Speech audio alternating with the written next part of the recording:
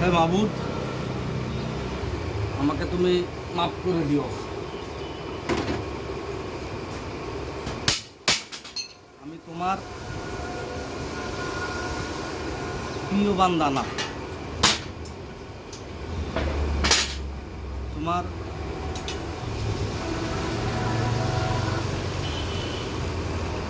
একটা খারাপ নেশাখোর, চরিত্রহীন, তোমার না শুকরি, একটা সবচেয়ে যে নিকৃষ্ট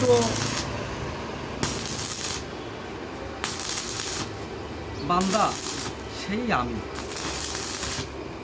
আমি কি করে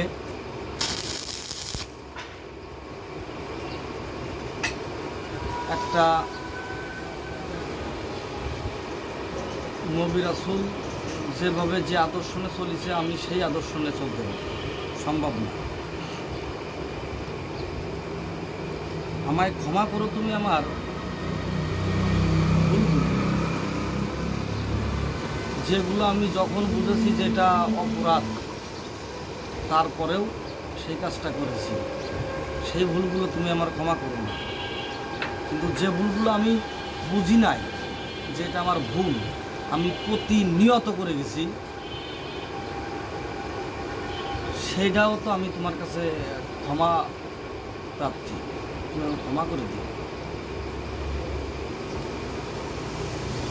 আমি তো দুনিয়ার যত প্রকার ভালো লোক চিনি আর যত প্রকার খারাপ লোক চিনি, আমি প্রত্যেকের সাথে চলার চেষ্টা করেছি, সময় দেওয়ার চেষ্টা করছি। 1 ঘন্টা হইল এই যে খারাপ লোকদের সাথে পরিচিত হয়েছে, এদেরকে আমার অ্যাভয়েড করে চলা উচিত ছিল।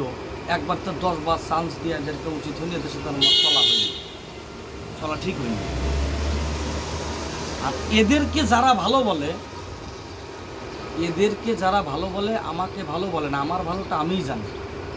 তাদেরকেও যে আমি বোঝানোর চেষ্টা করছি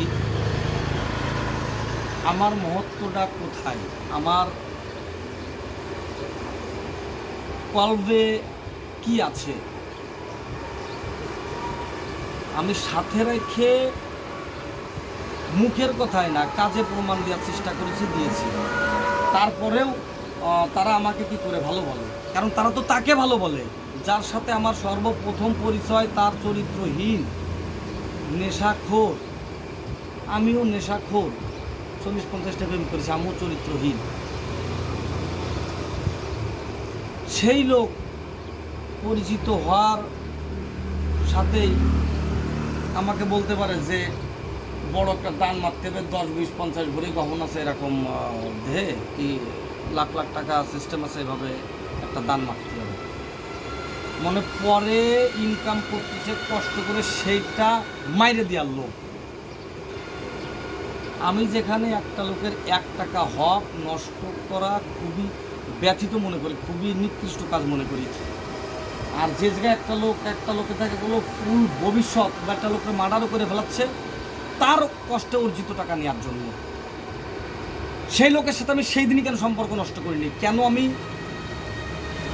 12-13 বছর তার সাথে সম্পর্ক রাখছি? এই পাপ তুমি আমার ক্ষমা করে দিও, কারণ আমি বুঝতে পারি, যার কারণে আমি এতটা ওয়েট করছি। আর এদেরকে যারা ভালো বলে তাদেরকে আমি এই কথাটা বলতে পারিনি। কেন বলতে পারিনি? কারণ আমার জায়গাটা না তার থেকে নড়বড়, সম্পর্কটা নড়বড়।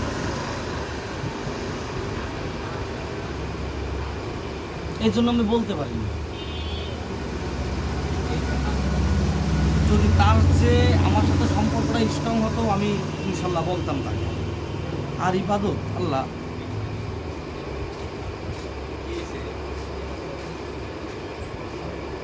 আমি তোমার সামনে দাঁড়াতে পারি,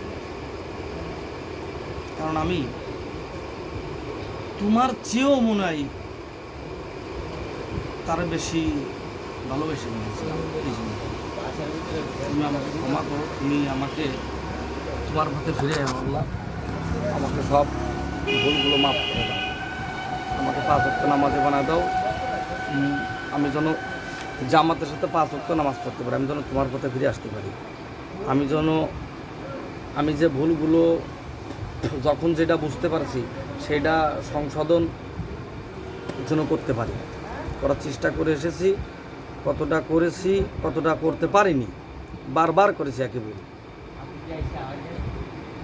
অভিমান করে হোক আর যাই করে হোক আল্লাহ, তোমার পরেও তো ঠিক রাগ করে আমি আমার ক্ষতি করতে পারি আল্লাহ, এটাও একটা অভিমান আল্লাহ। আমি তোমার সৃষ্টিকুলের ক্ষতি করতে পারি না তোমার পরে রাগ করে।